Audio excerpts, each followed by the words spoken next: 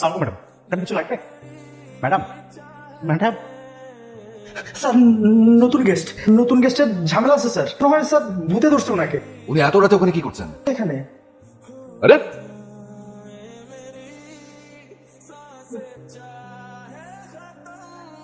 Hello, আপনি ঠিক আছেন? ঠিক আছে আপনি?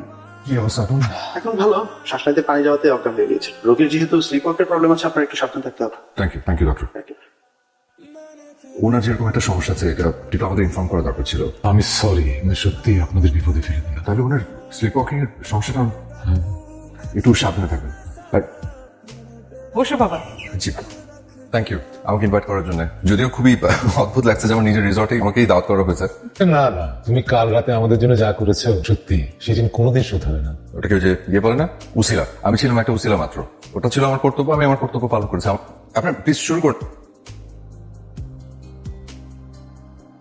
একা একা কোথায় যাচ্ছিস? সবার মধ্যে থাকলে কি একাকিত্ব কেটে যায় মা? অনেকের মধ্যে থেকেও একাকিত্ব বোধ হয়।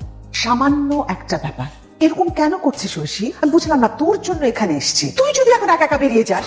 থামো, তোমাকে আর কি বলবো বাবা, কি হাসি খুশি মেয়েটা আমার ছিল। আপনি যদি কিছু মনে না করেন, আমাকে কি বলা যাবে সে কি হয়েছিল?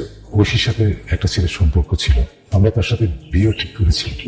ছেলেটা যে এত বড় স্কাউন্ডাল ছিল সেটা জানতাম না। বিয়ের দিন জানতে পারি ঐশীর বেস্ট ফ্রেন্ড রিমির সাথে তার একটা সম্পর্ক ছিল। মেয়েটা আমার এত বড় ধাক্কা জেনে নিতে পারে। আপনার কাছে আমার একটা জিনিস পাওনা আছে। কি? একটা থ্যাঙ্কস। O thank you. তো আমার গত রাতের কথা সেভাবে কিছু মনে নেই।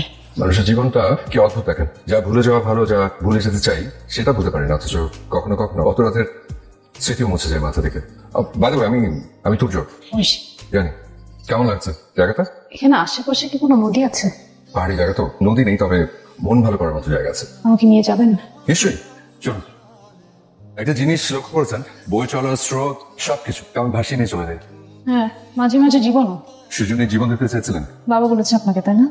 যাকে আপনি সবচেয়ে বেশি ভালোবাসেন সেই যখন আপনার সবচেয়ে বেশি কষ্টের কারণ হয়, তখন তো মরে যেতে ইচ্ছা করতেই পারে, তাই না? মানুষের যখন জন্মেছি তখন তো কত কিছু ইচ্ছে হতে পারে। ধরুন এই রুমালের দুটো অংশ, আমরা ধরে নিই একটা অংশের জন্ম আর একটা হচ্ছে মৃত্যু, আর মাঝখানের এই পুরোটা হলো আমাদের জীবন। জন্ম মৃত্যুর কোনো কিছু কি আমাদের হাতে? জন্ম আমাদের হাতে নেই, বাকি দুটো মৃত্যু। আমরা কখন কোথায় কিভাবে মারা যাব সেটাও তো আমাদের হাতে নেই। জীবনটা ঠিক এরকম, স্রোতে ভাসিয়ে নিয়ে যায়। তাই জন্ম আর মৃত্যুর মাঝখানের অংশটাকে রাঙিয়ে তোলা ছাড়া আমাদের হাতে কিচ্ছু নেই। চল।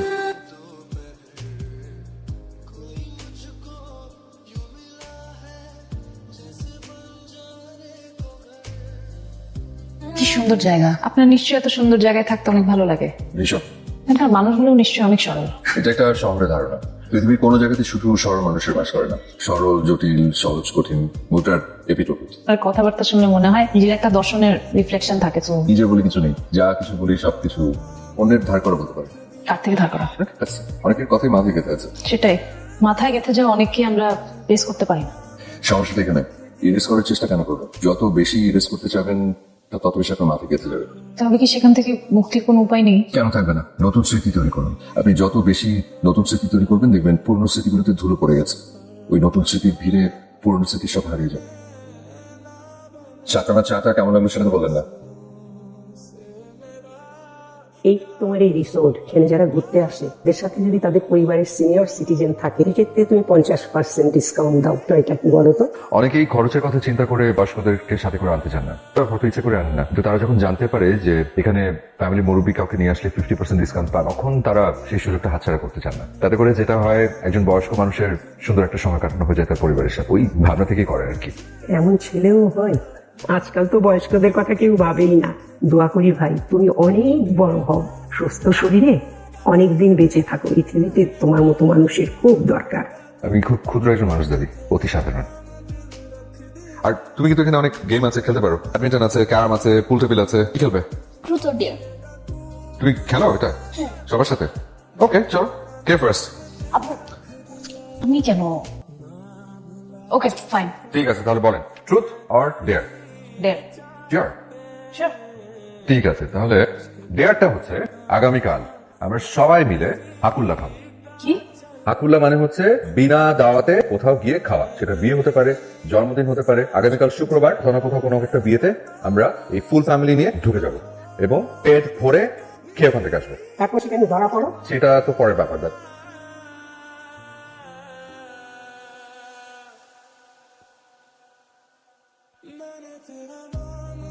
উপহারই তো দেওয়া হয়নি। আচ্ছা, এখানে 10,000 টাকা আছে। এইটা দেখুন, সূর্য তার পরিবার। বাবাজি, চিনলাম না আপনাকে। জি, আমার নাম সূর্য। আপনি কন্যার বাবা? ও আচ্ছা আচ্ছা। আমি তাঁতের খালাতো ভাই। কোন খালা? বড় বড় আচ্ছা, না, বড় খালার ছেলে। আপনার কথা শুনে তো আমার মাথা ঘুরতেছে বাবাজি। বড় খালার ছেলে হলে তো আপনি 3 বছর আগে মারা গেছেন। জি জি। দুলা ভাই একটা সমস্যা হয়েছে। কি সমস্যা? জামাই তো স্বর্ণের চেন চায়, বলছে একবারের জন্য চেন না দিলে বউ নিয়ে গেলে তার আত্মীয় তার কথা শুনাইবো। কি করছ? স্বর্ণের তো যে দাম এখন। আমরা বিনা দাওয়াতে মেহমান, আপনি হয়তো বুঝে ফেলেছেন। আপনি যদি কিছু মনে না করেন, আপনি আপনার মেয়েকে দেখে দোয়া করে দিয়ে যেতে পারলে আমাদের ভালো লাগবে। সে কি? হ্যাঁ, যা তো ওনাদেরকে ঘরে নিয়ে যা। আপনার আসেন। আপনার দাঁড়ান। খুব সুন্দর লাগছে। আজকে তো আপনার জীবনের অনেক আনন্দের একটা দিন। আমি দোয়া করি এই সারা জীবন এরকম আনন্দে থাকেন। আমাদের পক্ষ থেকে আপনার জন্য একটা ছোট্ট উপহার।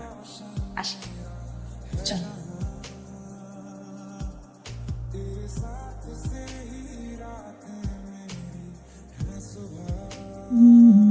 কি করেন?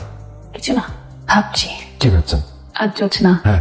জোছনার মাতাল আলোয় মনের সব ভাবনাগুলো এলোমেলো হয়ে যায়। তবে সেই এলোমেলো ভাবনার কথা কাউকে বলা যায় না। তাই নাকি? আপনারা সব চলে যাচ্ছেন? হ্যাঁ, আপনার কথা, এই কয়দিনের কথা আমার মনে থাকবে। যদিও মনে হয় ভুলে গেলেই ভালো হতো। কেন? কাউকে বেশি দিন মনে ধরে রাখলে তার প্রতি মায়া জন্মায়, আর সেই মায়াই পরে অনেক বেশি কষ্টের কারণ হয়।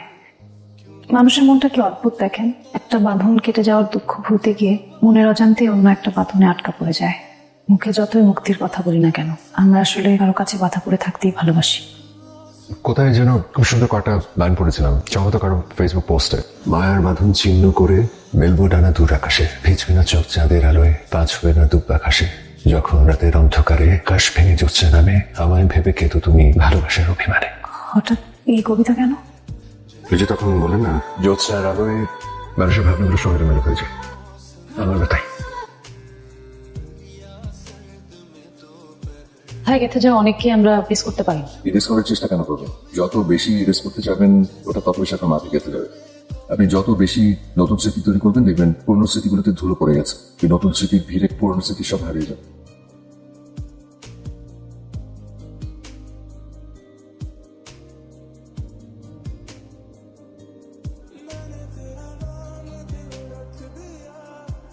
স্যার বলেছিল আপনি আসবেন। আপনার স্যার কোথায়?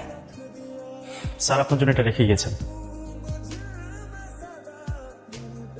ঐশী, আমি জানি একদিন আপনি আমার খোঁজে আবার আসবেন। চলে যাবার আগে রাতে বলা আপনার কথাগুলোর অর্থ বুঝে নিতে আমার অসুবিধা হয়নি। যেদিন চলে যাচ্ছিলেন খুব ইচ্ছে করছিল পেছনে আপনাকে ডাক দিই, হাতটা ধরে বলি জীবন সুন্দর, জীবন আনন্দময়। কি করে পাই বলেন? জানি যে জীবনের আয়ু হয়তো 4 বা 6 মাস। কিভাবে কারোর হাত ধরে কাউকে ভরসা দিতে পারে? আমি আখের লিকোমিয়া আক্রান্ত, মাত্র 2 মাস আগে ধরা পড়েছে, তাও লাস্ট স্টেজ। জানি খবরটা শুনে আপনার কষ্ট লাগবে, কিন্তু আমার নিজের এটা নিতে আমার কষ্ট নেই। জীবনে যা পেয়েছি, যতটুকু পেয়েছি, ততটাই বা কার ভাগ্যে জুটে। জীবনে আমার কোনো আফসোস নেই, বরং আর যতটুকু আয়ু আছে পুরোটাও আমি নিজের মতো করে উপভোগ করতে চাই। ফিরে এসে আমাকে পাবেন না, কিন্তু বিশ্বাস করুন, এই চিঠি আপনাকে ঠিকই জীবনের মানে খুঁজে দেবে।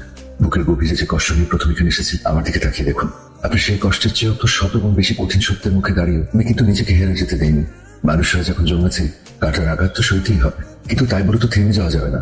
জানেন তো, থেমে যাওয়া মানেই হেরে যাওয়া। হেরে যাওয়া মানুষের জীবন সবসময় বিষাদময়, আর লড়ে যাওয়া মানুষ জানে জীবনে এগিয়ে যাওয়ার মন্ত্র।